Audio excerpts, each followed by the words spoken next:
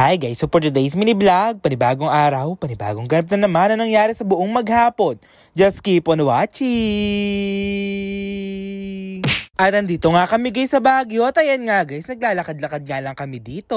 Grabe naman yun mga gar, alas 3 nga lang to ng umaga at ayan nga guys, nagtaho nga lang kami dito. Grabe naman yung taho na yan, lasang strawberry talaga at napakasarap at first time ko nga lang tumikim yan. Kaya ayun nga, dali-dali ko na nga kinuha dito, order ko na taho na strawberry at ayan nga guys, napakasarap naman talaga. Grabe na lang talaga yung temperature dito, napakalamig naman talaga. Katulad nga ng jowa mo yan, malamig na yata talaga sa'yo at kaya hiwalayan mo na At i-fast forward na nga natin yan, gumising nga ako, ganito nga yung view namin, napakaganda naman talaga. Take note, pang second time ko nga lang dito sa Baguio, at salamat nga pala kay Sir Gabe sa opportunity makapunta ako dito. Kaya ayun nga, time na nga namin para nga umuwi dito, kaya ayan nga guys, nakita nyo naman guys, paalis na nga kami dito. At parang nagugutom naman yata ang lahat, kaya nagkaayaan sila dito guys. At first time ko nga lang kumain dito sa Ramen Nagi na yan, kaya ayan nga guys, nakaka-excite naman talaga.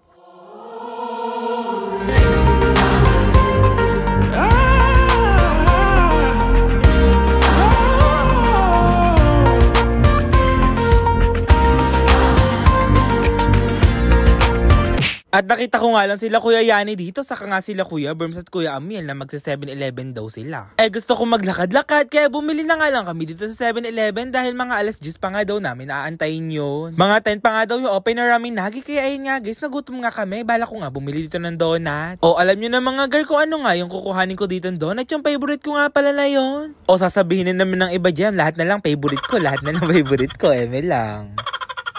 At medyo nalulungkot na nga lang ako guys kasi nga isa na nga lang yung natitira. I-comment down below nyo na nga guys kung ano nga yung tawag sa donut na yan. Basta ako nga kuha nga lang ng kuha. Bala ko nga kumuha dito ng ice coffee, kaya ayan nga guys, dali-dali lang ako kumuha dito ng ice. Syempre naman ice coffee nga, mawalan yan ng ice, hindi na ice coffee yan.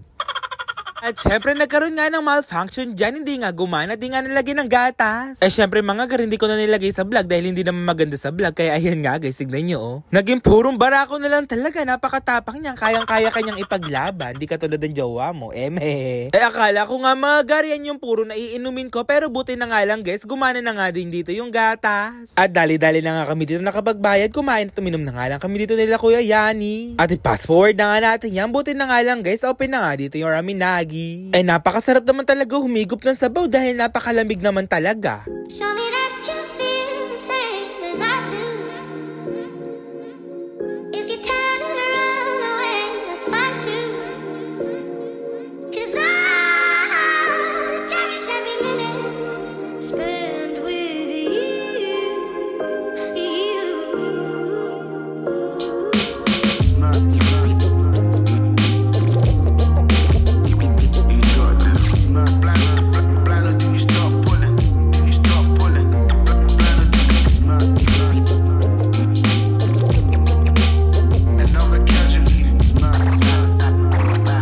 Dali na nga din kami ditong pumasok at napakaganda naman talaga ng view. Ramdam na lang talaga dito yung lamig. Grabe naman talaga, ang lamig dito sa loob, naka-aircon pa.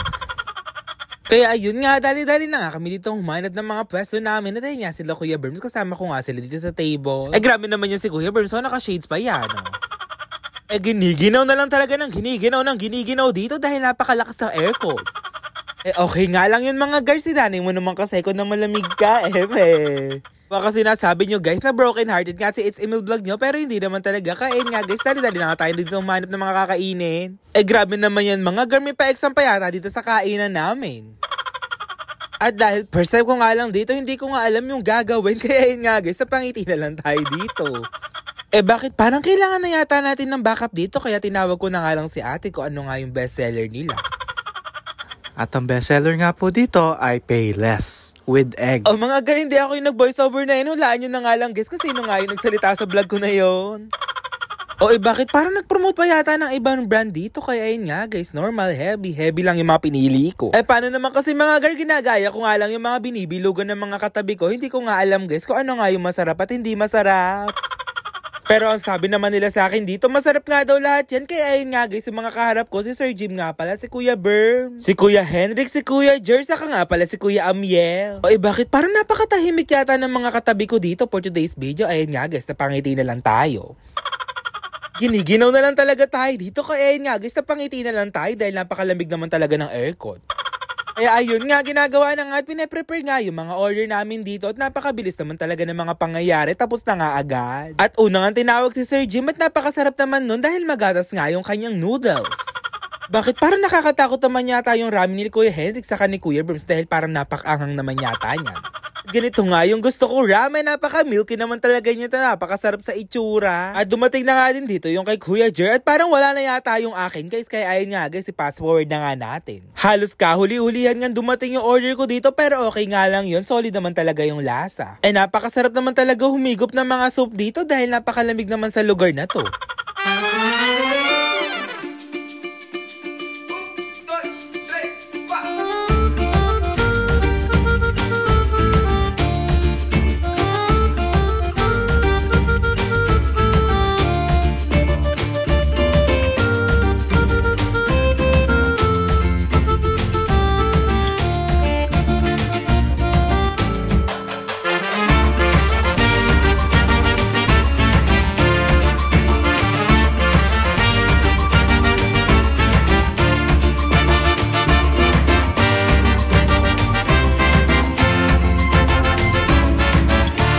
Alam ko nga mga girl, nag-crave nga kayo dyan, kaya dali-dali na nga kaming umuwi dito dahil natapos na nga kaming kumain. At salamat nga pala kay Lord sa blessing dahil panibagong araw, panibagong ganap na naman ang nangyari sa buong maghapon. Napakasarap naman talaga na experience na to. Kaya ayun nga, sana nga maulit nga itong mga pangyayari na to dahil napakasaya naman talaga. At sana nga nag-enjoy kayo. Yun lang guys, thank you for watching!